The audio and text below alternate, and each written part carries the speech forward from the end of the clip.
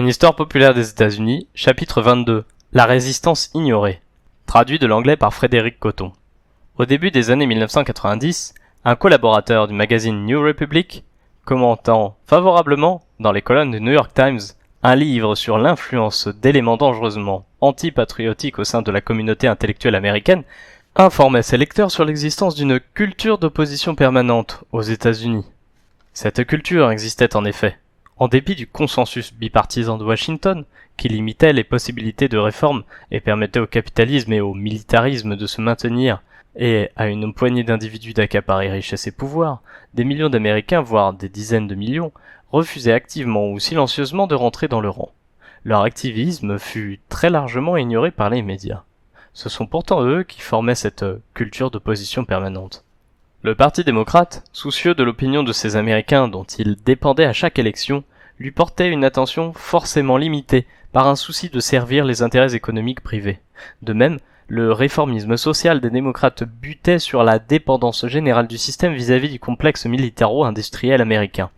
Rappelons que la guerre contre la pauvreté décrétée par le président Lyndon Johnson dans les années 1960 avait été victime de la guerre du Vietnam et que la politique sociale de Jimmy Carter avait été contrecarrée par son souci d'affecter des sommes phénoménales au budget de la défense destiné pour l'essentiel à fabriquer un maximum d'armes nucléaires.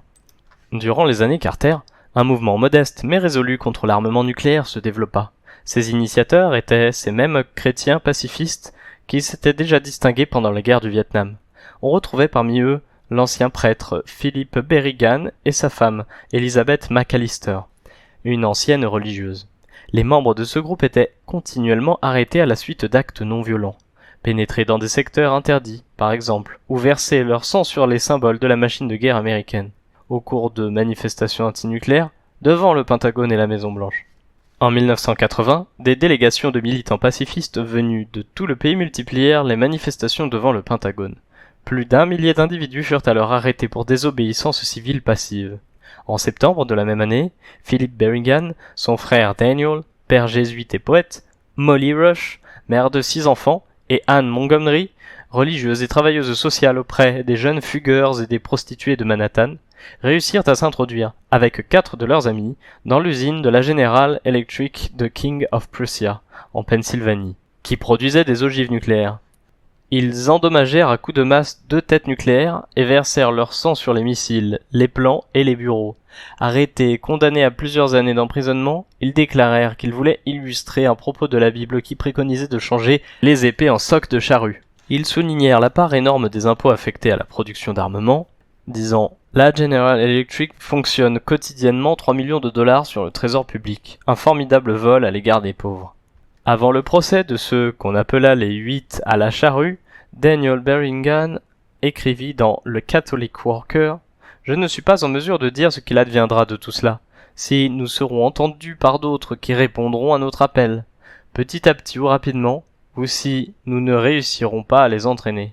Et alors le mouvement s'arrêtera pour un temps. Peut-être serons-nous montrés du doigt et tenus pour fous. Alors on respire un bon coup, et on tente sa chance. » Fin de citation. En fait, le mouvement anti-nucléaire ne s'essouffla pas. Au cours des 10 années suivantes, il se développa dans tout le pays.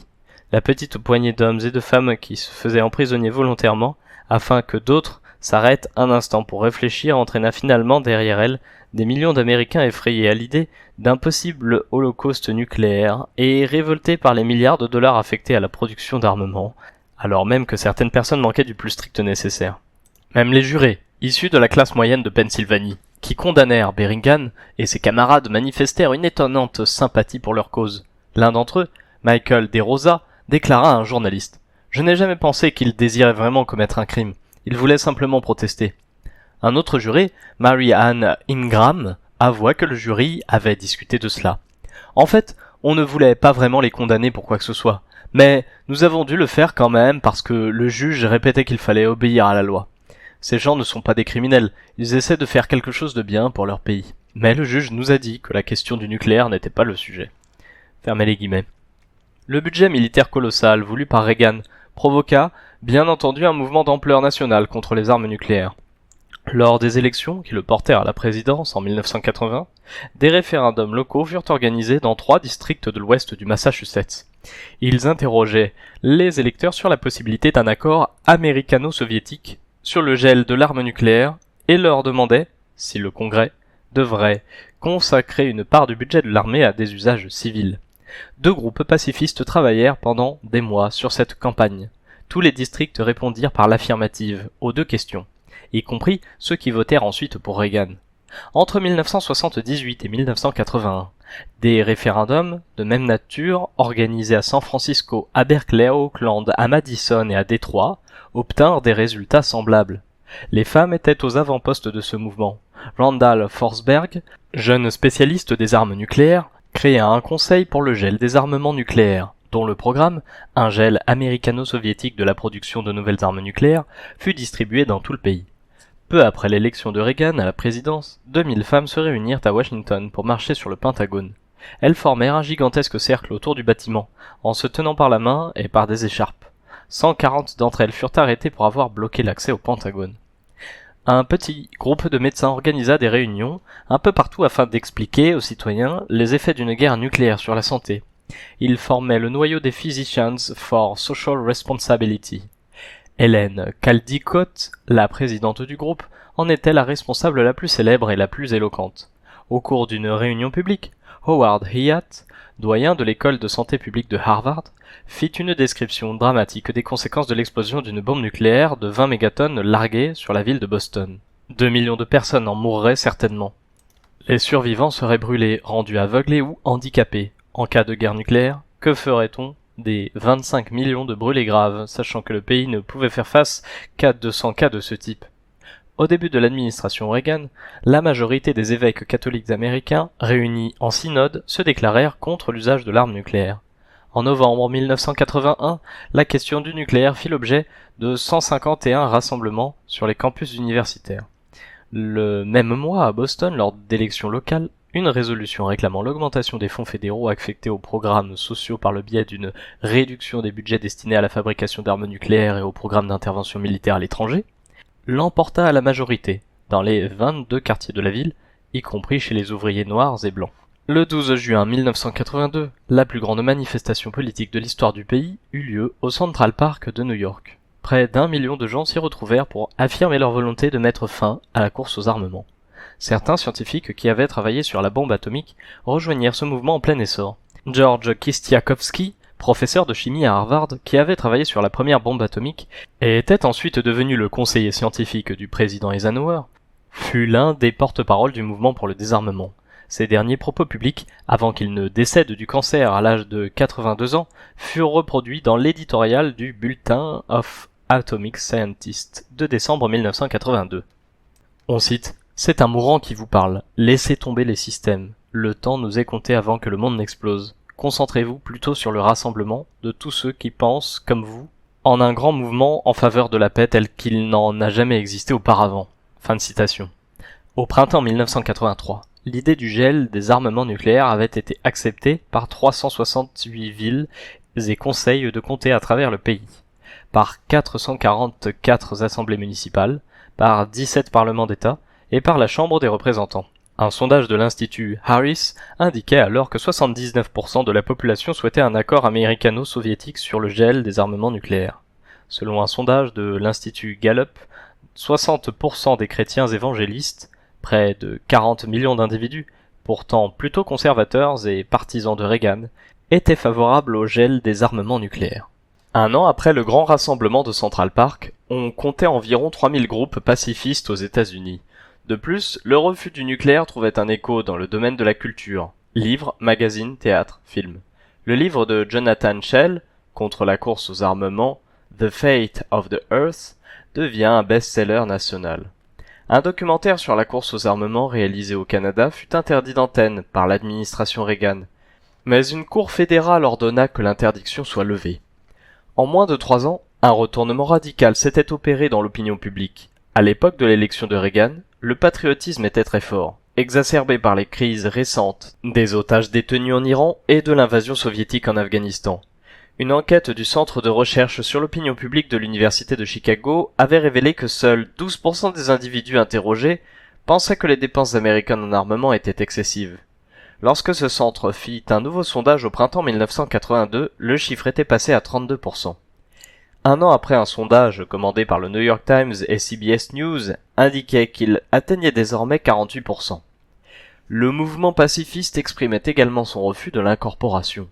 Lorsque le président Carter, en réponse à l'invasion soviétique de l'Afghanistan, avait décidé le recensement des jeunes en vue d'une incorporation militaire, plus de 800 000 personnes, 10% de la population concernée, n'avaient pas répondu à l'appel. Une certaine Isabella Leitner écrivit dans le New York Times « Il y a 36 ans, j'étais face au four crématoire. La plus ignoble des puissances mondiales s'était promis de me faire disparaître du cycle de la vie, de ne pas me laisser connaître la joie de donner la vie. Armée de ses formidables canons et de son immense haine, cette puissance pensait pouvoir rivaliser avec les forces de la vie. J'ai survécu aux formidables canons, et à chaque sourire de mon fils il devenait moins effrayant. Ce n'est pas à moi, monsieur, d'offrir le sang de mon fils pour servir de lubrifiant à la prochaine génération de canons. Moi et mon unique fils, nous ne participons plus au cycle de la mort. » Fermez les guillemets. Un ancien proche de Nixon, Alexander Haig, déclara au cours d'un entretien accordé au journal français Politique internationale que les États-Unis pourraient à nouveau connaître la situation qui avait contraint Nixon à supprimer la conscription. Aujourd'hui, ajoutait-il, il y a une Jane Fonda à tous les coins de rue. Fermez les guillemets. James Peter, l'un de ces jeunes qui refusèrent de s'inscrire sur les listes d'incorporation, écrivit une lettre ouverte au président Carter. Monsieur le Président, le 23 juillet 1980, je suis supposé me rendre au bureau de poste local afin de m'inscrire pour le service armé. Je tiens donc à vous informer, Monsieur le Président, que je n'irai ni le 23 juillet ni à aucune date ultérieure. Nous savons que le militarisme a fait tort à l'espèce humaine de toutes les manières imaginables. Fermez les guillemets. Lorsqu'il prit ses fonctions, Ronald Reagan hésita à continuer cette nouvelle politique d'incorporation. Selon son secrétaire à la Défense, Caspar Weinberger, le président Reagan pensait que, sans remettre à l'incorporation pour résoudre les problèmes d'effectifs militaires, ne pouvait qu'entraîner des troubles publics comparables à ceux des années 1960 et 1970. William Beecher, un ancien journaliste spécialiste du Pentagone, écrivit en novembre 1981 que Reagan était visiblement soucieux, voire inquiet du mécontentement et de la défiance croissante vis-à-vis de la stratégie nucléaire des États-Unis, tant dans les villes européennes que sur les campus universitaires américains. Dans l'espoir d'affaiblir cette opposition, l'administration Reagan se mit à poursuivre en justice les réfractaires. L'un de ceux qui furent menacés de prison, Benjamin Sasway, évoqua l'intervention militaire américaine au Salvador comme une excellente raison de refuser de se laisser enregistrer sur les listes d'incorporation. Excédé par le cas de Benjamin Sasway, un journaliste de la droite conservatrice, William A. Rusher, de la National Review, s'indigna qu'on puisse compter au sein de l'héritage des années 60 une nouvelle génération de prêcheurs pacifistes.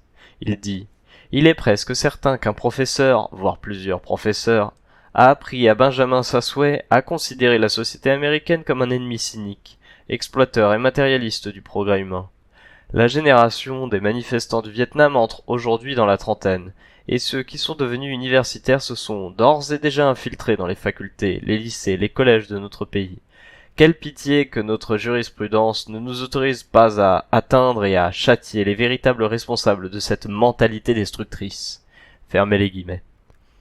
La politique réganienne de soutien à la dictature du Salvador ne soulevait pas l'enthousiasme général. Le président venait à peine de prendre ses fonctions quand un reportage paru dans le Boston Globe nous dit « On a pu assister à une scène digne des années 1960. Un rassemblement d'étudiants de Harvard hurlant des slogans pacifistes, une marche au flambeau à travers les rues de Cambridge. 2000 personnes, pour la plupart des étudiants, se sont rassemblées pour protester contre l'implication des États-Unis au Salvador. Les étudiants du MIT, de l'université du collège de Boston, de l'université de Massachusetts, de Brandeis, de Suffolk, de Dartmouth, du Northeastern, de Vassar, de Yale et de Simmons étaient présents. Fermez les guillemets. Au printemps 1981, lors des cérémonies de remise des diplômes à l'université de Syracuse, alors que le secrétaire d'État de Reagan, Alexander Haig, se voyait remettre un doctorat honoris causa de service public, 200 étudiants et enseignants de l'établissement lui tournèrent ostensiblement le dos. Selon les journalistes, à chaque pause du discours de Haig, qui dura 15 minutes, on entendit crier « De l'humanitaire, pas du militaire », quittons le Salvador ou les armes américaines tuent les religieuses américaines. Fermez les guillemets. Ce dernier slogan faisait référence à l'exécution, à l'automne 1980, de 4 religieuses américaines par les soldats salvadoriens. Des milliers de citoyens salvadoriens étaient assassinés chaque année par des escadrons de la mort soutenus par les États-Unis. L'opinion publique américaine commençait à s'intéresser aux événements qui se déroulaient dans ce petit pays d'Amérique centrale. Comme il était d'usage dans le domaine de la politique étrangère des États-Unis, il n'était pas question de démocratie. On ignorait tout bonnement l'opinion publique. Un sondage commandé par le New York Times et CBS News au printemps 1982 indiquait que 16% seulement des personnes interrogées étaient favorables à l'aide économique et militaire apportée par Reagan au Salvador. Au printemps 1983, on apprit que Charles Clements, un médecin américain, travaillait auprès des rebelles salvadoriens. Il avait été pilote dans l'aviation américaine dans le sud-est asiatique. Écœuré par la politique américaine dans cette région et témoin des mensonges gouvernementaux, il avait refusé d'accepter toute autre mission. Après avoir été mis en observation dans un hôpital psychiatrique, il fut déclaré psychologiquement inapte au service et renvoyé de l'armée. Il suivit, ensuite, des cours de médecine et rejoignit volontairement la guérilla salvadorienne. Au début des années 1980, la presse parlait beaucoup de l'individualisme d'une nouvelle génération d'étudiants et de lycéens, dressant le portrait d'adolescents plus soucieux de leur propre avenir que de politique. Pourtant, à Harvard, lors de la remise des diplômes de 1983, l'écrivain mexicain Carlos Fuentes critiqua l'intervention américaine en Amérique latine et déclara « Parce que nous sommes vos vrais amis, nous ne vous permettrons pas de vous conduire en Amérique latine comme l'Union soviétique le fait en Europe et en Asie centrale. » Il fut interrompu une vingtaine de fois par les applaudissements et reçut une véritable ovation à la fin de son discours. Au prochain paragraphe, c'est Howard Zinn qui nous parle de sa propre expérience de professeur. Il nous dit « Parmi mes propres étudiants à l'université de Boston, je n'ai jamais remarqué cet égoïsme et ce manque d'intérêt pour les autres que la presse évoquait constamment dans les années 1980. Dans les journaux d'étudiants à cette époque, on peut trouver des propos tels que ceci. Un étudiant me dit « Pensez-vous que tout ce qui a pu arriver de bon dans le monde ait le moindre rapport avec l'action des gouvernements ? Je travaille à Roxbury, un quartier noir des environs de Boston. Je sais que le gouvernement ne fait rien pour les gens de Roxbury, ni pour les autres d'ailleurs. Il ne se démène que pour ceux qui ont de l'argent. » Fermez les guillemets. Un diplômé d'une école catholique nous dit « L'Amérique, pour moi, c'est une société, une culture. L'Amérique, c'est chez moi. Si quelqu'un venait pour me voler cette culture, alors peut-être qu'il y aurait une raison de résister. En tout cas, je n'irai certainement pas mourir pour l'honneur du gouvernement. » Fermez les guillemets. Une jeune fille nous dit « Issue de la classe moyenne blanche, je n'ai jamais eu à subir de la discrimination, mais ce que je peux dire c'est que si quelqu'un essayait de me faire asseoir dans des salles de classe séparées, utiliser des lavabos séparés ou des trucs comme ça, je lui foutrais mon pied au cul. Les gens n'ont pas besoin qu'on écrive leurs droits sur des papiers. S'ils s'estiment trompés ou injustement traités par un gouvernement ou une quelconque autorité, ils peuvent lutter directement contre ces injustices. Si on regarde les déclarations de droits ou les lois, on voit qu'en fait ce sont les gouvernements, les autorités et les entreprises qui ont besoin de lois et de droits pour se protéger de la pression directe, physique, du peuple. Fermez les guillemets. En dehors des campus universitaires, il existait dans tout le pays des formes de résistance à la politique gouvernementale très largement ignorées. Au début de la présidence de Reagan, une dépêche provenant de Tucson, dans l'Arizona, parlait de manifestants généralement d'âge moyen, qui protestaient devant le bâtiment fédéral contre l'implication de l'Amérique au Salvador. Plus d'1 millier de personnes défilèrent dans la ville pour commémorer l'anniversaire de l'assassinat de l'archevêque salvadorien Romero, qui s'était opposé aux escadrons de la mort. Plus de 60 000 Américains s'engagèrent par écrit à se mobiliser par tous les moyens, y compris la désobéissance civile, si Reagan décidait d'envahir le Nicaragua. Lorsque le président décréta un blocus à l'encontre de ce pays dans l'objectif d'en renverser le gouvernement, des manifestations eurent lieu dans tout le pays. Dans la seule ville de Boston, 550 manifestants furent arrêtés. La politique de Reagan en Afrique du Sud suscita également des centaines de mouvements d'opposition. Reagan ne souhaitait manifestement pas que la minorité blanche aux commandes du pays cède la place au Congrès national africain, le parti de Nelson Mandela, qui représentait la majorité de la population noire. Dans ses mémoires, Chester Crocker, sous-secrétaire d'État aux affaires africaines, juge Reagan parfaitement insensible aux conditions de vie des Noirs en Afrique du Sud. En 1986, l'opinion publique obligea cependant le Congrès à voter, malgré le veto du président Reagan, des sanctions économiques contre le gouvernement d'Afrique du Sud. La politique draconienne de Reagan à l'encontre des budgets sociaux fut considérée aux États-Unis comme l'expression d'un mépris manifeste vis-à-vis des besoins humains les plus fondamentaux. Cette politique entraîna de véritables réactions de colère.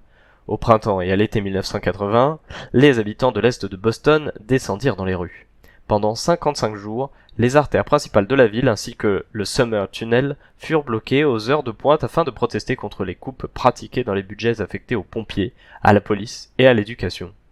Le superintendant de la police, John Doyle, déclara que tous ces gens se souvenaient sans doute des leçons apprises au cours des années 1960-1970. Fermez les guillemets.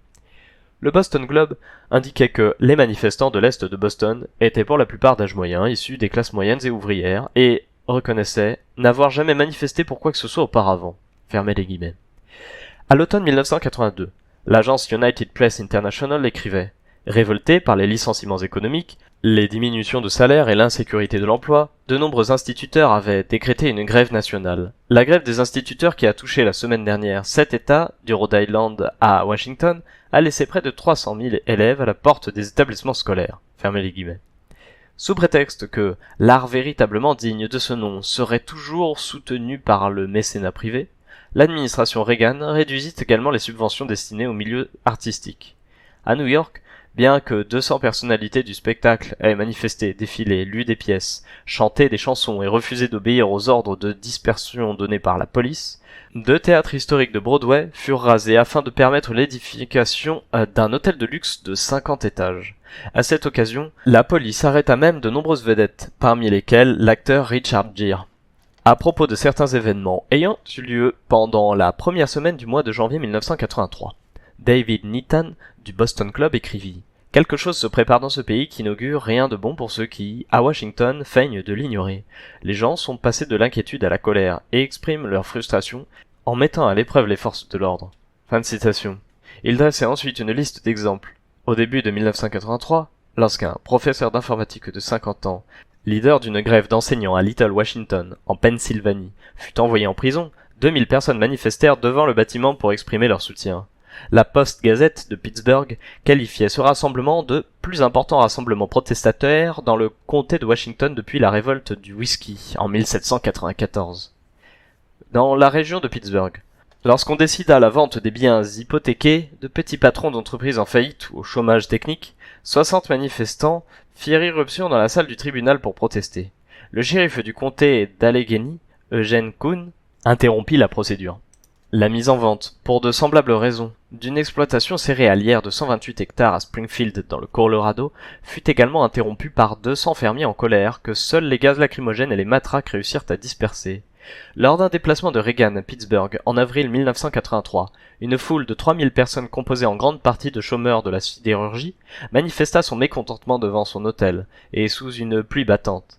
Des manifestations de chômeurs eurent également lieu à Détroit, à Flint, à Chicago, à Cleveland, à Los Angeles, à Washington, etc. Sensiblement à la même époque, les Noirs de Miami, qui se soulevaient contre les brutalités policières, se révoltèrent également contre leurs conditions de vie misérables. Le taux de chômage chez les jeunes afro-américains était d'environ 50%, et la seule réponse de l'administration Reagan à cette pauvreté consistait à construire toujours plus de prisons. Conscient de ce que la population noire ne voterait jamais pour lui, Reagan tenta vainement d'obtenir du Congrès qu'il supprime quelques paragraphes cruciaux du Voting Rights Act de 1965, qui avait jusqu'ici efficacement protégé le droit de vote des Noirs dans les États du Sud. La politique de Reagan établissait clairement un lien entre le désarmement et les services sociaux. C'étaient les armes contre les enfants. Cela apparut de manière spectaculaire dans un discours que fit la présidente du Children's Defense Fund, Marian Wright Edelman, à l'été 1983 pour la cérémonie de remise des diplômes à l'Académie de Milton, dans le Massachusetts. Vous faites vos débuts professionnels dans une nation et au sein d'un monde au bord de la banqueroute morale et économique. Depuis 1980, le président et le Congrès nous montent les uns contre les autres et n'annoncent de bonnes nouvelles qu'aux riches au détriment des pauvres. Les enfants en sont les premières victimes. Quotidiennement, nos choix nationaux et internationaux désastreux tuent littéralement des enfants. Déjà partout dans le monde, des gouvernements qui obéissent aux nôtres dépensent plus de 600 milliards de dollars par an en armement, alors qu'on estime à 1 milliard le nombre d'humains qui vivent dans la misère et à 600 millions le nombre de ceux qui sont au chômage ou sous-employés. Où sont l'engagement humaniste et la volonté politique nécessaires pour trouver la somme relativement ridicule qui permettrait aux enfants de survivre ? Fermez les guillemets. Elle ajoutait à l'attention de ses auditeurs. Prenez l'aspect du problème que vous pouvez aider à régler et essayez de voir comment votre pièce pourrait s'intégrer à un projet plus large de modification de l'ensemble du puzzle social. » Fin de citation. Ce discours reflétait sans doute un changement d'attitude qui inquiéta l'administration Reagan. En conséquence, cette administration abandonna certains projets de coupe claire dans le budget. Le Congrès se chargea d'en rejeter d'autres, lorsque Reagan, au cours de sa deuxième année d'exercice, proposa une diminution de 9 milliards de dollars du budget affecté à l'aide sociale aux enfants et aux familles pauvres. Le Congrès ramena cette diminution à 1 milliard seulement. Le correspondant de New York Times à Washington déclara: « Les doutes exprimés sur le caractère équitable des programmes de M. Reagan ont obligé son administration à revoir à la baisse ses tentatives de réduire plus encore les programmes d'aide destinés aux populations les plus défavorisées. » Fermez les guillemets. Les différentes élections et réélections à la présidence des États-Unis de candidats républicains, Reagan en 1980 et 1984, et Bush en 1988, furent qualifiés par la presse de raz-de-marée ou de victoire écrasante. C'était ignorer 4 faits d'une particulière importance. Presque la moitié de la population susceptible de voter ne vota pas. Ceux qui votaient n'avaient le choix qu'entre 2 partis qui monopolisaient l'argent et les médias. En conséquence, nombre de ces votants votaient sans enthousiasme. En outre, il n'y avait pas forcément de lien entre le fait de voter pour un candidat et celui de voter pour des politiques spécifiques. En 1980, Reagan l'emporta avec 51,6% des votes exprimés contre 41,7% à Jimmy Carter. John Anderson, un républicain libéral qui tentait sa chance comme troisième homme, n'obtenant que 6,7% des voix. Seuls 54% des électeurs s'étant déplacés pour voter, Reagan ne fut en fait élu que par un peu plus de 27% des individus en âge de voter. Un sondage commandé par le New York Times révélait que 11% seulement des électeurs ayant voté Reagan l'avaient fait parce qu'ils estimaient que c'était un vrai conservateur. Ils furent 3 fois plus nombreux à l'avoir fait parce qu'ils jugeaient qu'il était temps de changer. Pour son second mandat, et contre l'ancien vice-président Walter Mondale, Ronald Reagan fut élu avec 59% des votes exprimés. En tenant compte des abstentions, il n'obtint que 29% des voix de l'électorat total des États-Unis. Aux élections de 1988, Bush fut opposé au candidat démocrate Michael Dukakis, et sa victoire avec 54% des votes exprimés ne représentait que 27% de l'électorat global. Nos petits arrangements électoraux permettant à une petite fraction de l'électorat global de se transformer en une grosse majorité des suffrages exprimés. C'est ainsi que les médias peuvent parler de victoire écrasante, mentant à leurs lecteurs et décourageant ceux qui ne regardent pas d'assez près les statistiques électorales. À partir des chiffres évoqués plus haut, peut-on sans rire affirmer que le peuple américain a voulu que Reagan ou Bush deviennent président? Il semble que l'on puisse tout au plus dire que, parmi les électeurs qui se sont exprimés, ils ont été plus nombreux à choisir les candidats républicains plutôt que leurs adversaires. Mais ils furent plus nombreux encore à ne vouloir ni des uns ni des autres. Reagan et Bush prétendirent pourtant que le peuple américain s'était exprimé. Pourtant, lorsque les gens s'exprimaient sur certaines questions dans les sondages d'opinion, ils faisaient part de certains désirs auxquels ni les républicains ni les démocrates ne prêtaient la moindre attention. Par exemple, pendant les années 1980 et au début des années 1990, les 2 partis réduisirent de façon drastique les programmes sociaux destinés aux plus pauvres sous prétexte que le contraire entraînerait une hausse des impôts et que le peuple n'en voulait absolument pas. Bien sûr, il est probable que les Américains souhaitaient globalement payer aussi peu d'impôts que possible. En revanche, quand on leur demandait s'ils acceptaient de payer plus d'impôts pour financer certains programmes spécifiques, comme la santé ou l'éducation, ils répondaient par l'affirmative. En 1990, par exemple, un sondage effectué auprès des électeurs du district de Boston révélait que 54% d'entre eux acceptaient volontiers de payer plus d'impôts si ceux-ci étaient affectés à la défense de l'environnement. Lorsque la hausse des impôts était présentée en termes de classe sociale plutôt qu'en termes généraux, les réponses des personnes interrogées étaient encore plus nettes. Un sondage NBC News Wall Street Journal de décembre 1990 indiquait que 84% des sondés approuvaient l'idée d'une plus forte imposition des grandes fortunes. Proposition qui fut à peu près à la même époque abandonnée lors d'un compromis budgétaire entre républicains et démocrates. Et bien que 51% des personnes interrogées soient favorables à l'augmentation de l'impôt sur le capital, aucun des 2 principaux partis ne la proposa. En 1989, un sondage, Harris, École de santé publique de Harvard, indiquait que la plupart des Américains, 61%, étaient favorables à un système de santé de type canadien dans lequel médecins et hôpitaux seraient financés par le gouvernement, court-circuitant les diverses assurances médicales par l'instauration d'une couverture médicale universelle. Tout en prétendant vouloir réformer le système de santé, ni les démocrates ni les républicains ne reprirent cette idée. En 1992, un autre sondage effectué par la Gordon Black Corporation pour le compte du National Press Club montrait que 59% des électeurs souhaitaient une réduction de l'ordre de 50% du budget de la défense sur les 5 ans à venir. Là encore, ce projet ne fut jamais mis à l'ordre du jour des deux principaux partis. Enfin, lorsque, à l'apogée de la présidence de Reagan, on demanda aux gens si le gouvernement devait garantir nourriture et abri aux individus les plus démunis, 62% des personnes sondées répondirent par l'affirmative. Il y avait à l'évidence quelque chose d'étrange dans ce système politique qui, tout en se prétendant démocratique, ignorait systématiquement la volonté des électeurs. En fait, dans un système dominé par deux partis, aussi liés l'un que l'autre aux intérêts privés des milieux d'affaires, ces électeurs pouvaient être impunément ignorés. Un électorat contraint de choisir entre Carter et Reagan, entre Reagan et Mondale ou entre Bush et Dukakis ne pouvait que désespérer ou décider de ne pas voter. En effet, aucun de ces candidats n'était capable de combattre l'infirmité économique congénitale du système dont les causes dépassaient largement les possibilités d'un président quel qu'il soit. Cette infirmité économique repose sur une réalité que l'on n'évoque pratiquement jamais. La société américaine est une société de classe, dans laquelle 1% de la population possède 33% de la richesse nationale. En outre, il y existe une sous-classe sociale composée de 30 à 40 millions de gens vivant dans la plus totale pauvreté. Les programmes sociaux des années 1960, Medicare, Medicaid, les tickets d'alimentation, etc., ne réussirent qu'à maintenir cette inégalité historique de la répartition des ressources nationales.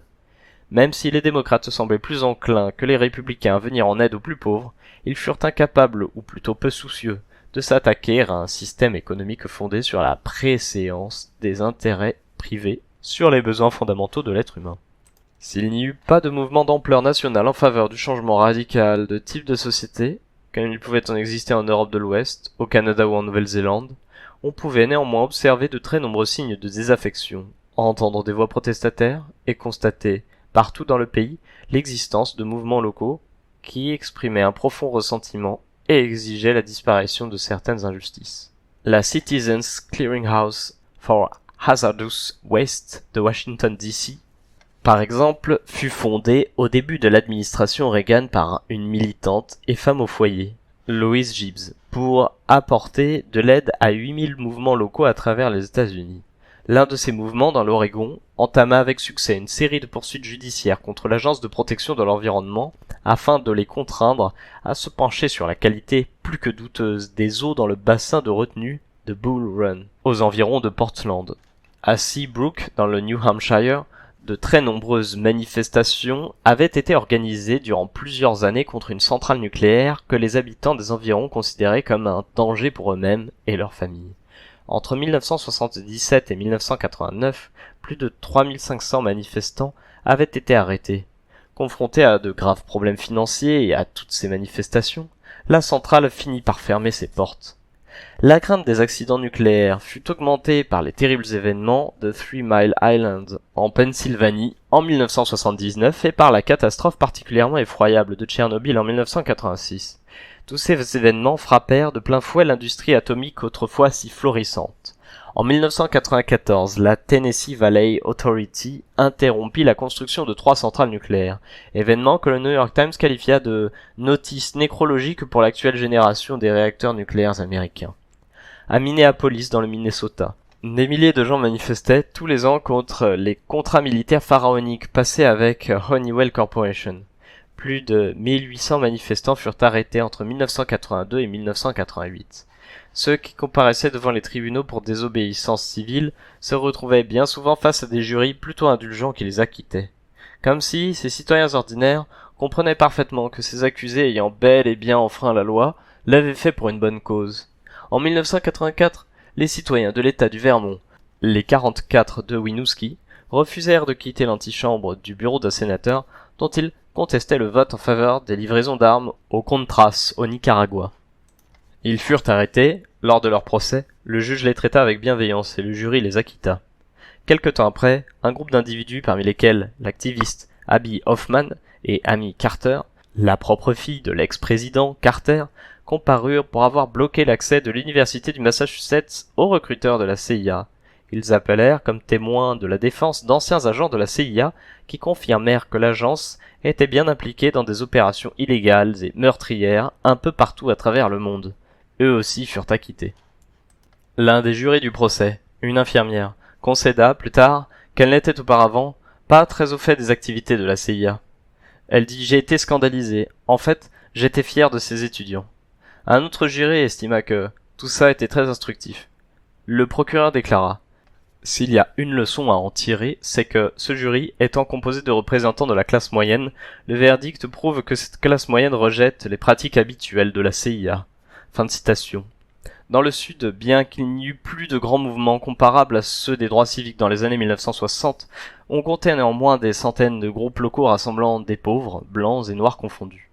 En Caroline du Nord, Linda Stott, la fille d'un ouvrier mort d'avoir inhalé trop d'émanations toxiques, organisa un réseau multiracial rassemblant 500 travailleurs du textile, des agriculteurs et des domestiques, pour la plupart des femmes de couleur aux maigres revenus, dans le cadre du Piedmont Peace Project. La fameuse Highlander Folk School du Tennessee, qui avait produit tant de militants noirs et blancs dans le Sud, était désormais imitée par d'autres écoles ou des centres d'éducation populaire. Anne Braden, une figure sudiste des luttes sociales et antiracistes, continuait de militer activement à la tête du Southern Organizing Committee for Economic and Social Justice. Cette organisation apportait son aide à des militants locaux, comme par exemple les 300 Afro-Américains du comté de Tift en Géorgie qui protestaient contre la présence d'une industrie chimique provoquant des maladies dans la population des environs, ou comme les Indiens du Cherokee County, en Caroline du Nord, qui manifestaient contre la pollution d'une retenue d'eau. Dans les années 1960, les ouvriers agricoles, dont les ascendants mexicains étaient venus pour la plupart travailler en Californie et dans les États du Sud-Ouest, s'étaient révoltés contre leurs conditions de vie quasi féodales. Ils s'étaient d'abord mis en grève, puis, sous l'impulsion de César Chavez, avaient organisé un boycott national du raisin. Rapidement, les autres ouvriers agricoles du pays s'étaient mobilisés à leur tour. Durant les années 1970 et 1980, ils avaient continué de se battre contre la pauvreté et la discrimination. Mais les années Reagan les frappèrent durement, comme elles frappèrent durement tous les pauvres. En 1984, un quart des familles d'origine mexicaine et 42% des enfants vivaient sous le seuil officiel de pauvreté. Dans l'Arizona, en 1983, les mineurs du cuivre, pour la plupart mexicains, se mirent en grève contre la compagnie Phelps Dodge, après qu'elle eut diminué les salaires, les primes et les mesures de sécurité. Ils furent réprimés par la garde nationale et par la police de l'État, au moyen d'hélicoptères et de gaz lacrymogènes. Leur combat dura encore 3 ans jusqu'à ce qu'une alliance des autorités gouvernementales et des pouvoirs de l'argent finisse par en venir à bout. Il y eut pourtant quelques victoires.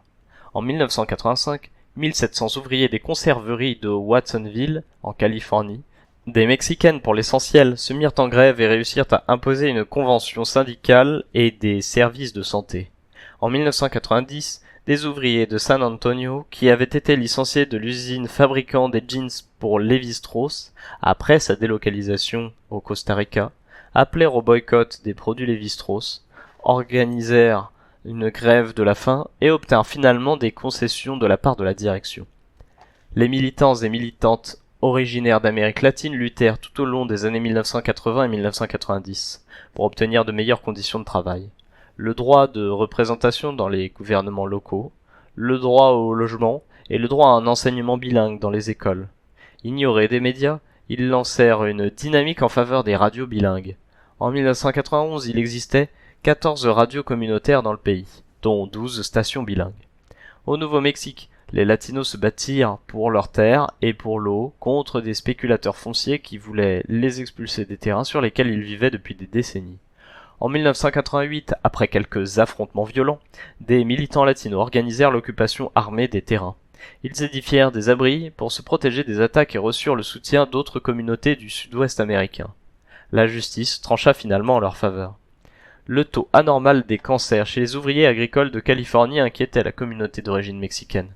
César Chavez, dirigeant du syndicat United Farm Workers, fit en 1988 une grève de la faim de 35 jours pour attirer l'attention sur cette situation anormale. À partir de cette date, le United Farm Workers s'étendit au Texas, à l'Arizona et à d'autres États. L'importation d'ouvriers mexicains peu rémunérés et travaillant dans des conditions terribles s'étendit du sud-ouest américain vers les autres États du pays. En 1991, 80 000 latinos vivaient en Caroline du Nord et 30 000 au nord de la Géorgie. Après avoir remporté en 1979 des combats difficiles dans le secteur de la production de tomates dans l'Ohio, à l'issue de la plus importante grève jamais vue dans le Midwest, le Farm Labor Organizing Committee réussit à mobiliser des milliers d'ouvriers agricoles dans plusieurs États de cette région.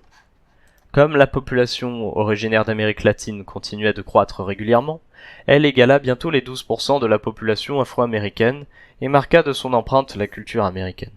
La musique, le théâtre, les arts latinos avaient une teinte beaucoup plus politique et satirique que la culture américaine ordinaire. L'atelier Border Arts fut créé en 1984 par des artistes et écrivains de San Diego et de Tijuana. Sa production artistique abordait de front la question du racisme et celle de l'injustice. Né dans le nord de la Californie, le Teatro Campesino et le Teatro de la Esperanza se produisaient devant des publics populaires partout à travers le pays, transformant les écoles, les églises et les champs en lieux de théâtre. Particulièrement conscients de l'impérialisme nord-américain, au Mexique et dans les Antilles, les Latinos critiquèrent énergiquement la politique étrangère américaine au Nicaragua, au Salvador et à Cuba. En 1970, une grande manifestation avait eu lieu à Los Angeles contre la guerre du Vietnam. La réplique de la police avait fait 3 morts dans la communauté mexicaine. Lorsque l'administration Bush se prépara à la guerre contre l'Irak, à l'été 1990, des milliers de gens défilèrent sur le même parcours. Elizabeth Martinez écrivit dans 500 Years of Chicano History in Pictures, avant et pendant la guerre du Golfe, de nombreuses personnes dont la raza, littéralement la race, un terme adopté par les militants latinos, avaient quelques doutes sur cette opération ou même s'y opposaient catégoriquement. Nous avions tiré 1 ou 2 leçons des guerres menées au nom de la démocratie et qui avaient finalement tourné à l'avantage des riches et des puissants. La raza s'organisa pour manifester contre cette guerre meurtrière plus rapidement qu'elle ne l'avait fait pour la guerre du Vietnam, tout en sachant que nous n'étions pas en mesure d'y mettre fin. En 1992, Resist, un groupe de collecte de fonds né au moment de la guerre du Vietnam, aida financièrement 168 groupes militants du pays, communautés, groupes pacifistes écologistes indiens, organisations pour les droits des prisonniers ou organisations médicales. Une nouvelle génération d'avocats ayant obtenu leur diplôme dans les années 60 formait une petite minorité politiquement engagée au sein de cette profession. Ils prenaient en charge la défense des plus pauvres et des plus démunis ou poursuivaient de puissantes entreprises. Un cabinet juridique mit tous ses talents et toute son énergie au service des whistleblowers, un groupe d'hommes et de femmes licenciés pour avoir dénoncé certaines entreprises corrompues qui nuisaient à l'intérêt public. Le mouvement féministe qui avait jadis interpellé la nation tout entière sur la question de l'égalité des sexes connut un fort recul dans les années 1980. La confirmation du droit à l'avortement par la Cour suprême en 1973 avait entraîné la naissance d'un mouvement pro-vie qui bénéficiait de puissants alliés à Washington. Le Congrès vota une loi, ratifiée par la Cour suprême, au terme de laquelle on supprima l'aide fédérale accordée aux femmes sans ressources pour rembourser leur avortement. Malgré tout, la National Organization of Women et d'autres groupes féministes restaient influents. En 1989, près de 300 000 personnes manifestèrent à Washington pour défendre le droit de choisir. La tension devint particulièrement forte en 1994 et 1995, lorsque les cliniques pratiquant l'interruption de grossesse furent attaquées et plusieurs militants favorables au droit à l'avortement assassinés. Dans les années 1970, tandis que se produisait un changement radical dans la façon de penser la sexualité et la liberté sexuelle, les droits des gays et lesbiennes américains occupèrent le devant de la scène. Le mouvement gay devint particulièrement visible, avec parades, défilés, manifestations et campagnes pour l'abolition des politiques discriminatoires à l'encontre des homosexuels. De nombreux livres sur l'histoire secrète des homosexuels aux États-Unis et en Europe commencèrent également à paraître. En 1994, un défilé commémorant le 25e anniversaire de l'affaire Stonewall fut organisé à Manhattan. La communauté homosexuelle considérait cet événement comme un moment clé de son histoire. En 1969, des gays s'étaient vigoureusement défendus contre des policiers qui avaient fait irruption au Stonewall, un bar de Greenwich Village à New York. Au début des années 1990, les mouvements gays et lesbiens luttèrent plus visiblement et plus fermement encore contre la discrimination sexuelle, et pour que l'on s'intéresse véritablement à l'épidémie du sida, qu'ils estimaient totalement négligée par le gouvernement.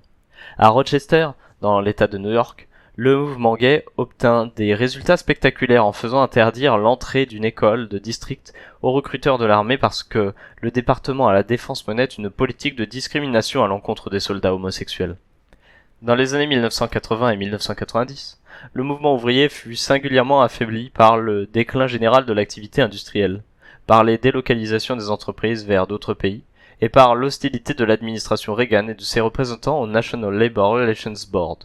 Pourtant, le militantisme syndical survivait, en particulier chez les employés de bureau, et l'influence de l'AFL-CIO s'accrut chez les travailleurs latinos, afro-américains et américano-asiatiques.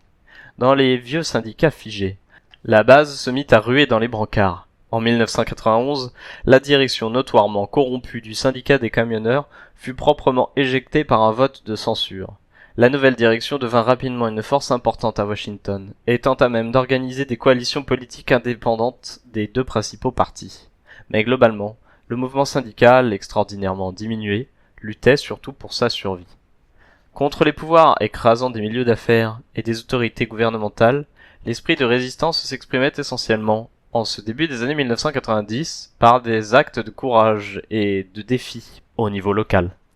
Sur la côte ouest, un jeune militant nommé Kate McHenry et des centaines de ses camarades furent arrêtés à de nombreuses reprises pour distribution gratuite et sans autorisation administrative de nourriture aux populations pauvres. Ces militants participaient à un programme intitulé « De la nourriture, pas des bombes », qui essaima dans de nombreuses villes américaines. En 1992, un groupe qui travaillait à revisiter les idées toutes faites concernant les États-Unis fut autorisé par le conseil municipal de New York à apposer une trentaine de plaques commémoratives sur les murs de la ville. L'une d'entre elles, installée en face du siège de la banque Morgan, présentait le fameux banquier J.P. Morgan comme un réfractaire de la guerre de sécession. En fait, Morgan s'était arrangé pour échapper à la conscription et avait réalisé d'énormes profits pendant cette guerre en faisant affaire avec le gouvernement.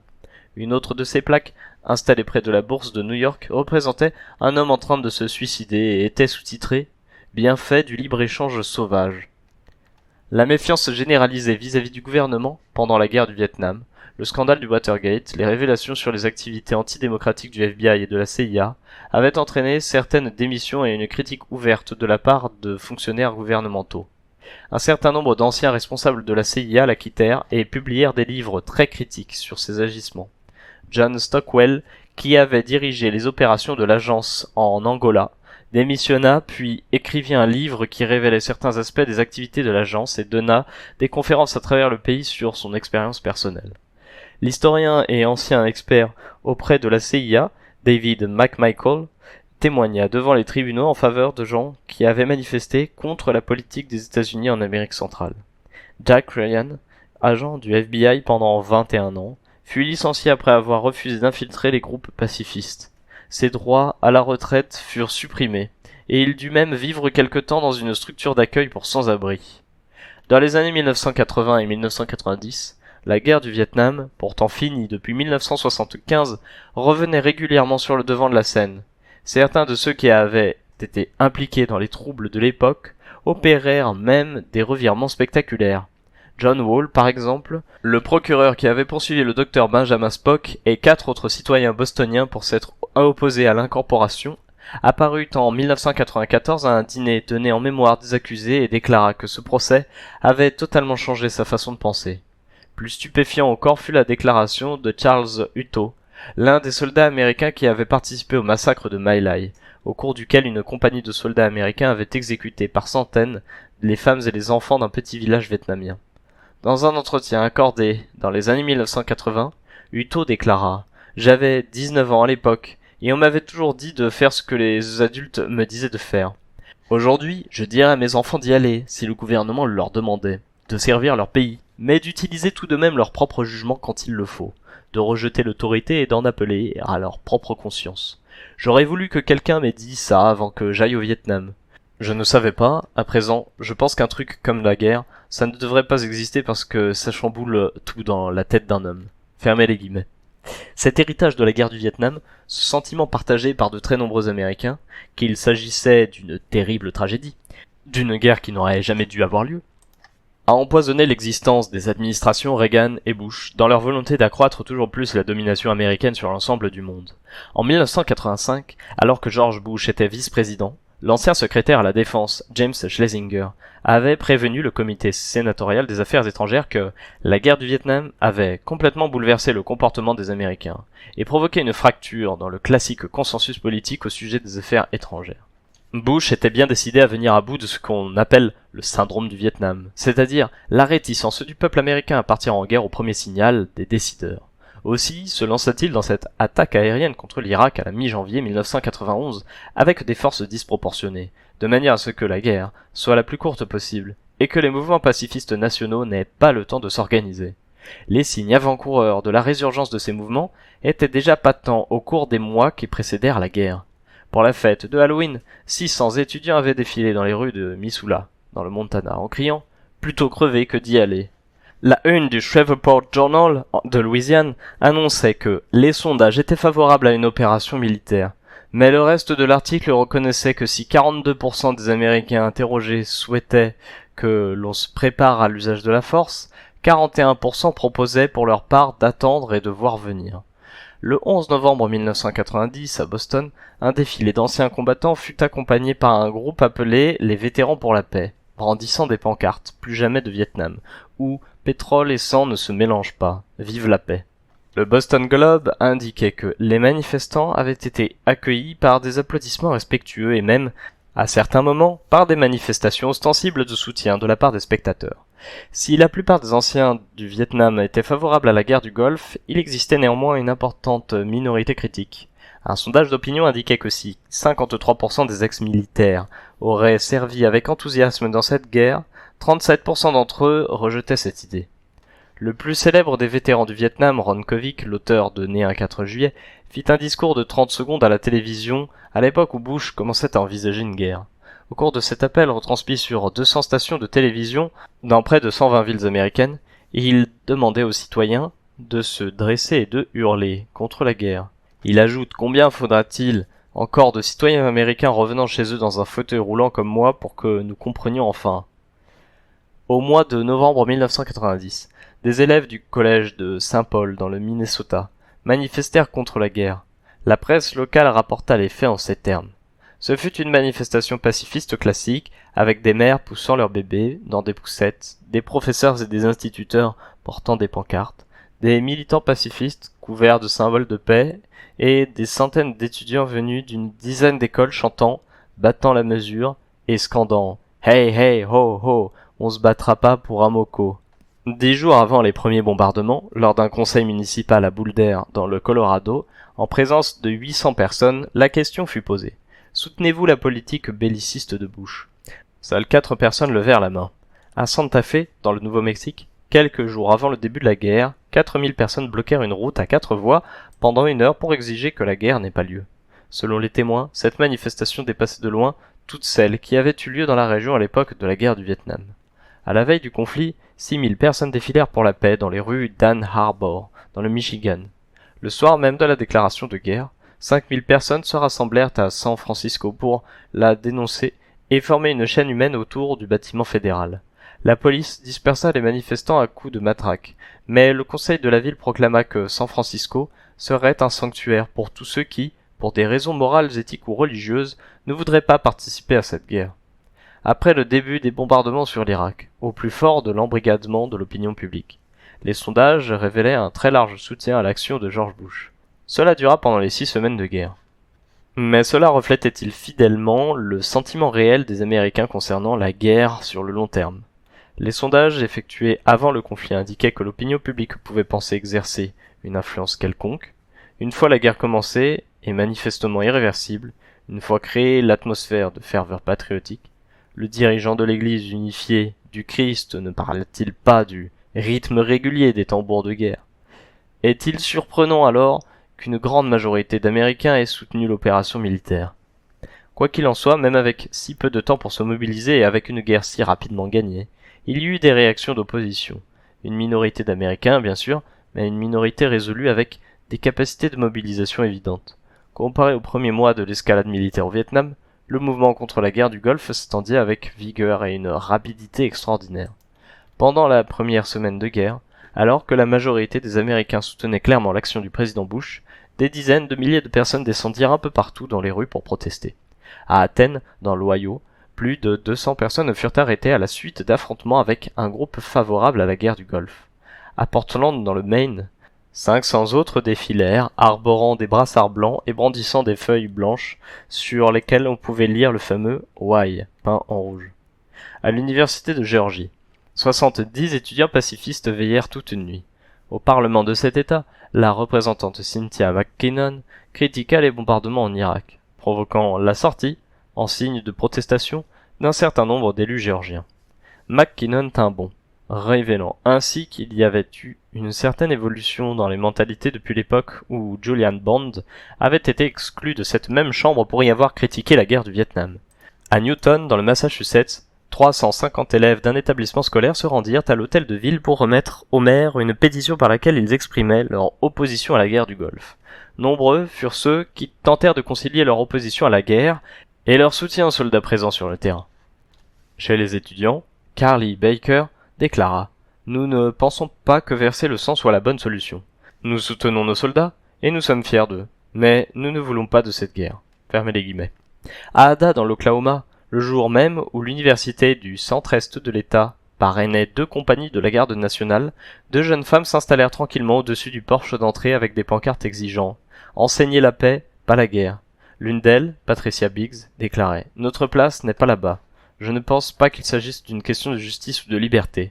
Je pense que tout cela est avant tout une question d'économie. Les grandes entreprises pétrolières ont beaucoup à voir avec ce qui se passe là-bas. Nous risquons des vies humaines pour une histoire de fric. » Fermez les guillemets. 4 jours après le début des raids aériens, 75 000 personnes selon la police défilèrent à Washington et se rassemblèrent devant la Maison-Blanche pour dénoncer la guerre du Golfe. En Californie, Ron Kovig s'exprima devant 6 000 personnes qui exigeaient la paix tout de suite. À Fayetteville dans l'Arkansas, des gens qui soutenaient la politique militariste du gouvernement provoquèrent un affrontement avec le mouvement Northwest Arkansas Citizens Against War, qui défilait en portant un cercueil couvert d'un drapeau et une banderole réclamant « Ramenez-les vivants ». Philippe Avilo, autre ancien du Vietnam également handicapé, professeur d'histoire et de sciences politiques au York College en Pennsylvanie, écrivit dans un journal local « Oui, il nous faut soutenir les hommes et les femmes qui portent nos armes, mais soutenons-les en les ramenant chez eux, non en excusant cette politique barbare et violente. » À Salt Lake City, des centaines de manifestants défilèrent avec leurs enfants dans les rues de la ville en scandant des slogans pacifistes. Dans le Vermont, qui venait d'élire le socialiste Bernie Sanders au Congrès, plus de 2000 manifestations interrompirent un discours du gouverneur au Parlement de l'État. À Burlington, 300 personnes défilèrent dans les rues de la ville en demandant aux commerçants de fermer leurs boutiques par solidarité. Le 26 janvier, 9 jours après le début de la guerre, plus de 15 000 personnes défilèrent dans les rues de Washington D.C. et écoutèrent une poignée d'orateurs, parmi lesquels des vedettes de cinéma comme Susan Sarandon et Tim Robbins, dénoncer la guerre. Brandissant le drapeau américain qu'elle avait reçu lorsque son mari avait été tué au Vietnam, une femme venue d'Oakland, en Californie, déclarait « J'ai appris à mes dépens qu'il n'y avait aucun honneur particulier à posséder un tel drapeau. » La plupart des syndicats avaient soutenu la guerre du Vietnam. Après le début des bombardements dans le Golfe, 11 syndicats affiliés à l'AFL-CIO, dont les plus puissants, comme la sidérurgie, l'automobile, les communications et la chimie, prirent position contre la guerre. La communauté noire était la moins favorable à cette guerre. Un sondage ABC News Washington Post de février 1981 montrait que seuls 48% des Afro-Américains soutenaient la guerre, contre 84% des Blancs. Après un mois de guerre et devant l'effet des bombardements sur l'Irak, Saddam Hussein proposa de retirer l'armée irakienne du Koweït à la condition que les bombardements cessent. Mais Bush refusa. Une assemblée réunissant les responsables de la communauté noire à New York critiqua vivement son attitude. Ils qualifièrent la guerre d'opération de diversion parfaitement immorale et irrespectueuse. Une tentative évidente d'échapper à nos responsabilités intérieures. À Selma, ville de l'Alabama, qui avait été 36 ans auparavant le théâtre d'opérations policières sanglantes contre des militants des droits civiques, une manifestation célébrant ce Bloody Sunday exigeait que nos soldats soient ramenés vivants au pays pour combattre l'injustice à domicile. Alex Molnar, père d'un soldat de 21 ans, publia une lettre rageuse au président Bush dans le New York Times. « Où étiez-vous, monsieur le président, lorsque l'Irak gazait sa propre population ? Pourquoi, jusqu'à la crise récente, commercions-nous comme à l'ordinaire avec Saddam Hussein, cet homme que vous comparez aujourd'hui à Hitler? L'American Way of Life, pour lequel vous prétendez que mon fils se bat, ne serait-il que le droit des Américains à consommer 25 à 30% du pétrole mondial? J'entends bien soutenir mon fils et ses camarades en faisant tout ce qui est dans mon pouvoir pour m'opposer à une offensive militaire américaine dans le Golfe. Fermez les guillemets. Certains citoyens entreprirent, malgré les menaces, des actes de courage individuel contre la guerre. En dépit des menaces contre son domicile, Peg Mullen, de Brownsville, dans le Texas, dont le fils était tombé au Vietnam sous les balles alliées, loua un bus pour permettre à d'autres mères de venir manifester à Washington. Un basketteur de l'université de Seton Hall, dans le New Jersey, refusa d'arborer le drapeau américain sur son maillot. Il dut quitter son équipe et l'université pour retourner en Italie, son pays d'origine. Mais il y eut plus grave, l'immolation volontaire à Los Angeles d'un ancien du Vietnam en signe de protestation. De même, à Amherst, dans le Massachusetts, un jeune homme portant une pancarte avec le symbole de la paix s'agenouilla sur la place du centre-ville, s'aspergea de pétrole et s'immola. 2 heures plus tard, les étudiants de l'université locale se rassemblèrent sur les lieux pour une veillée funèbre et laissèrent sur place des symboles de paix et une inscription. Faites cesser cette folie. Contrairement à ce qu'il s'était passé pour la guerre du Vietnam, le temps manquait pour organiser un vaste mouvement au sein des troupes américaines elles-mêmes. Des hommes et des femmes refusèrent néanmoins d'obéir à leurs supérieurs et de participer au conflit. Lorsque les premiers contingents furent acheminés en août 1990, le caporal Jeff Patterson, un jeune soldat de 22 ans cantonné à Hawaï, s'assit sur le tarmac de l'aéroport militaire et refusa d'embarquer à bord de l'avion en partance pour l'Arabie Saoudite. Il demanda à être muté dans un autre corps. Il dit « J'ai compris qu'il n'existait pas de guerre juste. Je me suis demandé ce que je faisais dans les Marines quand j'ai commencé à lire des livres d'histoire. D'abord, j'ai beaucoup appris sur le soutien américain aux régimes assassins du Guatemala, du Shah d'Iran et du Salvador. Je refuse l'usage militaire de la force contre quelque peuple que ce soit, où que ce soit, et à quelque moment que ce soit. » Fin de citation. 14 Marines réservistes du camp Lejeune, en Caroline du Nord, revendiquèrent le statut d'objecteurs de conscience malgré les menaces de cour martiale pour désertion. Un caporal des Marines, Eric Larsen, déclarait « Je me déclare objecteur de conscience. Voici mon paquetage avec mon équipement personnel. Voici mon masque à gaz, je n'en ai plus besoin. Je n'appartiens plus désormais au corps des Marines. Il m'est personnellement impossible de me battre pour un mode de vie qui ne garantit pas, au cœur même de la capitale de notre pays, les besoins fondamentaux de l'être humain, tels qu'un abri pour dormir, un repas quotidien et un minimum de soins médicaux. » La caporale Yolanda Huet Vogn, médecin, capitaine dans le corps médical de l'armée de réserve, mère de 3 enfants et membre du mouvement des Physicians for Social Responsibility, fut rappelée en décembre 1990, un mois avant le début de la guerre. Pour toute réponse à cette convocation, elle déclara refuser de se rendre complice d'un acte qu'elle considérait comme immoral, inhumain et inconstitutionnel. En d'autres termes, la mobilisation pour une intervention militaire au Moyen-Orient. Traduite en cour martiale, elle fut jugée coupable et condamnée à 2 ans et demi de prison. Un autre soldat, Stephanie Atkinson, de Murfreesboro, dans l'Illinois, refusa de reprendre du service actif parce qu'elle jugeait que cette opération militaire américaine dans le Golfe n'obéissait qu'à des motifs économiques. Elle fut d'abord placée en maison d'arrêt, puis démobilisée avec la mention « rien moins qu'honorable ».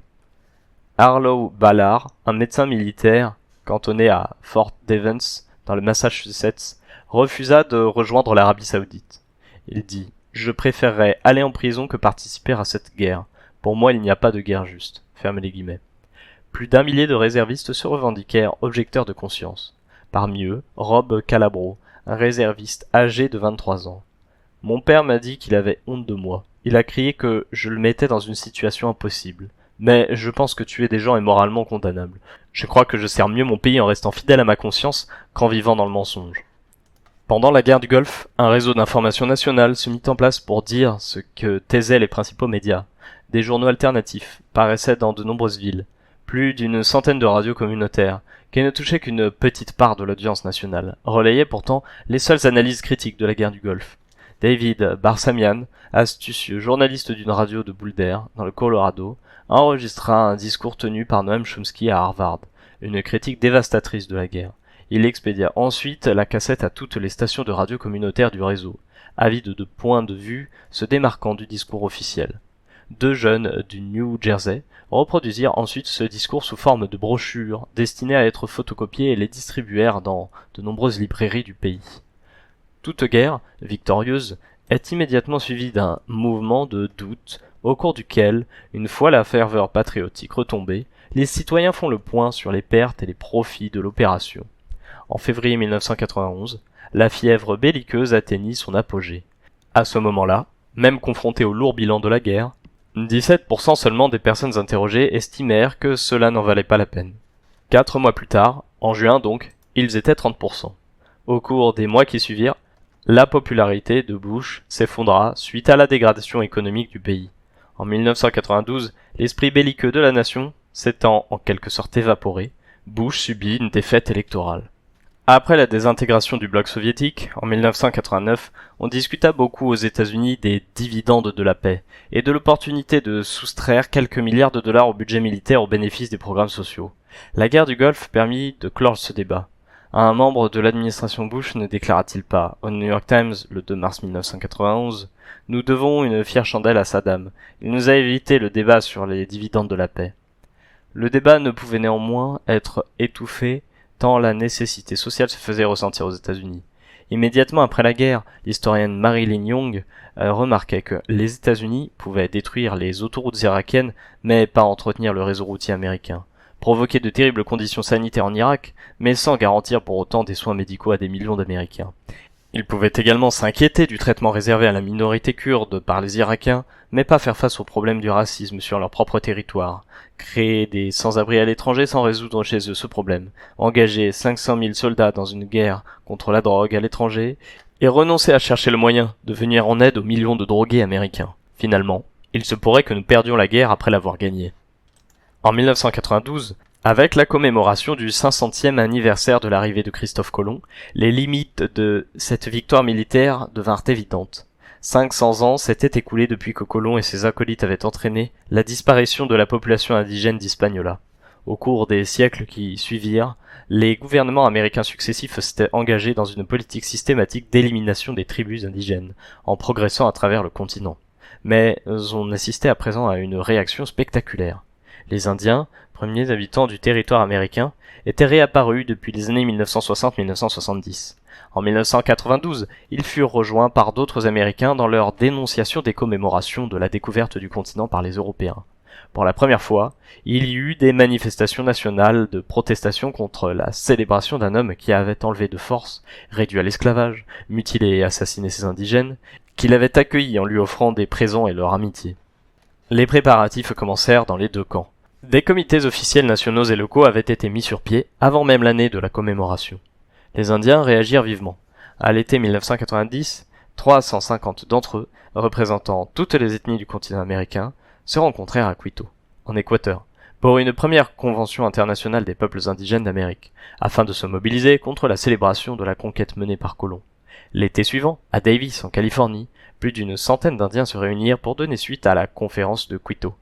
Ils déclarèrent le 12 octobre 1992 Journée internationale de solidarité avec les peuples indigènes et décidèrent d'informer le roi d'Espagne que les répliques des 3 navires de Christophe Colomb ne seraient pas autorisées par les nations indigènes à accoster dans l'hémisphère occidental tant qu'il n'aurait pas personnellement présenté ses excuses pour l'invasion qui avait eu lieu 500 ans plus tôt. Fermez les guillemets. Le mouvement prit de l'ampleur. La plus grande association œcuménique des États-Unis, le National Council of Churches, appela les chrétiens à une certaine modération pour la célébration de l'événement parce que ceux qui, pour certains, avaient représenté une liberté nouvelle, l'espoir et l'occasion de saisir leur chance, avaient été pour d'autres une ère d'oppression, de pillage et de génocide. Le National Endowment for the Humanities organisa une exposition itinérante intitulée « Première rencontre », qui magnifiait la conquête menée par Colomb. Lorsque l'exposition fut inaugurée au Florida Museum of National History, Michelle Diamond, étudiante de première année à l'université de Floride, se hissa à bord d'une réplique du navire de Colomb avec une pancarte proclamant « Cette exposition est raciste ». Elle déclarait en outre que le problème concernait l'humanité tout entière et pas seulement les Indiens. Elle fut arrêtée et accusée de violation de propriété. Les manifestations contre l'exposition se poursuivirent néanmoins, pendant 16 jours. Un journal intitulé Indigenous Thought commença à apparaître au début de 1991 pour servir de lien entre tous ceux qui refusaient de célébrer Christophe Colomb. On y trouvait des articles rédigés par des Indiens sur la question toujours actuelle des terres indiennes confisquées par le traité. À Corpus Christi, au Texas, les Indiens et les Chicanos, descendants des Mexicains, protestèrent ensemble contre les festivités prévues par la municipalité. Angelina Mendes s'exprima au nom des Chicanos. La nation Chicano, en solidarité avec nos sœurs et frères indiens du Nord, se joint à eux en ce jour pour dénoncer le crime que se propose de perpétuer le gouvernement américain en rejouant l'arrivée des Espagnols, et en particulier celle de Christophe Colomb sur les rivages de ce pays. Cette controverse fut à l'origine d'une extraordinaire explosion d'activités culturelles et éducatives. À San Diego, une enseignante de l'Université de Californie, Deborah Small, mit sur pied une exposition intitulée 1492, rassemblant 200 peintures sur bois. Elle y juxtaposait des extraits du journal de Colomb et des agrandissements de gravures du XVIe siècle pour mettre en relief les drames qui accompagnèrent l'arrivée des Espagnols en Amérique. Un critique écrivit « Cela nous rappelle, de manière particulièrement vive, que l'arrivée de la civilisation occidentale au Nouveau Monde n'a rien eu d'un conte de fées. » Lorsque le président Bush bombarda l'Irak en 1991 sous prétexte de faire cesser l'occupation du Koweït par les Irakiens, un groupe d'Indiens de l'Oregon fit circuler une lettre ouverte, aussi amère qu'ironique. « Cher président Bush, pourriez-vous nous aider à libérer notre petite nation occupée ? Une force étrangère occupe nos terres pour s'emparer de nos formidables ressources naturelles. Ces étrangers ont menti et mené contre nous une guerre bactériologique, tuant des milliers de vieillards, d'enfants et de femmes. Après avoir envahi notre pays, ils ont renversé les chefs et les autorités de nos gouvernements et les ont remplacés par leur propre système de gouvernement qui encore aujourd'hui contrôle notre mode de vie de bien des manières. Selon vos propres termes, l'occupation et le renversement d'une petite nation est une occupation de trop. Sincèrement vôtre, un Indien d'Amérique. » Le magazine Red Thinking Schools, porte-parole de tous les enseignants engagés du pays, publia un livre d'une centaine de pages intitulé Red Thinking Columbus. On y trouvait des articles rédigés par des Indiens et par bien d'autres, un tour d'horizon critique, des livres pour enfants sur Christophe Colomb, des informations pour ceux qui désiraient en savoir et en lire plus sur le mouvement contre les célébrations du 500e anniversaire. Il fut vendu, en quelques mois, à plus de 200 000 exemplaires. Bill Bigelow, enseignant à Portland, dans l'Oregon, et collaborateur de Red Thinking Schools, prit en 1992 une année sabbatique afin de parcourir le pays pour donner des séminaires devant d'autres enseignants, lesquels purent ainsi commencer à réattribuer à Christophe Colomb tout ce que les manuels scolaires et les programmes officiels omettaient le plus souvent. Un étudiant du Bigelow écrivit également aux éditions Allyn and Bacon pour critiquer leur livre d'histoire, The American Spirit. Pour faire simple, je ne prendrai qu'un problème, par exemple sur Christophe Colomb. En vérité, vous ne mentez pas, mais vous dites que, malgré leur intérêt sincère pour les peuples des Antilles, Colomb et son équipage ne réussirent jamais à vivre pacifiquement parmi eux. Fin de citation. Il semble que, pour vous, Colomb n'en était pas responsable. En fait, la raison pour laquelle ils ne réussirent jamais à vivre pacifiquement avec les Indiens, c'est que Colomb et son équipage en firent des esclaves et en tuèrent des milliers, pour la seule raison qu'ils ne ramenaient pas suffisamment d'or. Fermez les guillemets. Un étudiant écrivait « C'est comme si les éditeurs avaient juste publié une histoire héroïque, censée nous inoculer encore plus de chauvinisme. Ils veulent nous faire penser que notre pays a toujours été grand, puissant et juste. » Une certaine Rebecca écrivait pour sa part « Bien entendu, les auteurs de ces livres pensent probablement que leurs propos sont inoffensifs. Qui s'intéresse vraiment à celui qui a découvert l'Amérique ? Mais la simple idée que l'on m'a menti toute ma vie à ce sujet, et Dieu sait sur quoi d'autre encore, me rend tout simplement furieuse. » Sur la côte ouest, une organisation appelée les Italo-Américains contre Christophe Colomb affirmait « À chaque fois qu'un Italo-Américain s'identifie aux Indiens, nous sommes toujours plus près d'une possibilité de changement dans le monde. » À Los Angeles, Blake Lindsay, une étudiante, se présenta devant le conseil municipal pour prendre position contre la célébration de la découverte de Colomb. Elle y évoqua le génocide des Arawaks sans provoquer la moindre réaction. Pourtant, lorsqu'elle s'exprima de nouveau lors d'un débat radiophonique, une haïtienne téléphona pour déclarer « Cette jeune fille a raison, il n'y a plus d'Indiens ici. Lors du dernier soulèvement à Haïti, le peuple a détruit toutes les statues de Colomb. Érigeons plutôt des statues à la mémoire des indigènes. » Il y eut des contre-célébrations à travers tout le pays. Les médias n'en parlèrent quasiment pas. Dans le seul Minnesota, on organisa en 1992 des dizaines d'ateliers, des rassemblements, des projections de films, des expositions. Au Lincoln Center de New York, le 12 octobre 1992, on présenta New World, an opera about what Columbus did to the Indians, un spectacle de Leonard Lehrman. À Baltimore, il y eut une exposition multimédia sur Christophe Colomb. À Boston, puis en tournée nationale, l'Underground Railway Theatre joua The Christopher Columbus Follies devant des salles combles. En plus de ces manifestations, les dizaines de livres qui parurent à l'époque sur l'histoire des Indiens et les innombrables débats sur le sujet provoquèrent une évolution spectaculaire de l'attitude du monde enseignant. Pendant des générations, les mêmes sempiternelles histoires sur Colomb avaient été racontées aux écoliers américains. Aventures admirables et romantiques. Désormais, des milliers d'enseignants de ce pays racontent l'histoire différemment. Bien entendu, tout cela provoque la colère des tenants de l'histoire classique, qui raillaient ce qu'ils qualifiaient d'histoire politiquement correcte et multiculturaliste. Ils s'offensaient du traitement radical de la question de l'expansion occidentale et de l'impérialisme et de ce qu'ils considéraient comme une agression contre la civilisation occidentale. Le secrétaire à l'enseignement de Ronald Reagan, William Bennett, avait parlé de la civilisation occidentale comme de « notre culture commune », avec ses idéaux et ses plus hautes aspirations. Fermez les guillemets. Dans un livre très médiatisé, The Closing of the American Mind, le philosophe Alan Bloom exprimait son effroi devant les changements que les mouvements sociaux des années 1960 avaient fait subir à l'enseignement dans les universités américaines. Selon lui, la civilisation occidentale était l'avant-garde du progrès humain et l'Amérique son meilleur représentant. L'Amérique ne raconte qu'une seule histoire, celle du progrès constant, inéluctable, de la liberté et de l'égalité. Depuis son premier colon jusqu'à son fondement politique, on n'a jamais pu contredire le fait que la liberté et l'égalité constituent pour nous l'essence même de la justice. Au travers du mouvement pour les droits civiques, la population noire avait contesté à l'Amérique cette prétention de se présenter comme la nation de la liberté et de l'égalité. Le mouvement féministe l'avait également contesté. En 1992, les Américains dénoncèrent les crimes commis par la civilisation occidentale à l'encontre de leurs ancêtres. Ils rappelèrent l'esprit communautaire de ces Indiens que Colomb avait rencontrés et conquis. Ils essayèrent de dire l'histoire de ces millions de gens qui avaient vécu là avant l'arrivée de Christophe Colomb, pour démentir ce qu'un historien de Harvard, Perry Miller, avait évoqué comme une progression de la culture européenne dans les étendues sauvages et désertiques du continent américain. Fermez les guillemets. Pendant les années 1970-1980, les personnes handicapées s'organisèrent pacifiquement et formèrent un groupe suffisamment puissant pour obliger le Congrès à voter l'Americans with Disabilities Act, première loi à permettre aux personnes handicapées de poursuivre en justice les discriminations à leur encontre et à garantir leur accès aux lieux que leur handicap leur interdisait auparavant. Au début des années 1990, le système politique américain dirigé par les démocrates ou par les républicains restait aux mains des plus fortunés.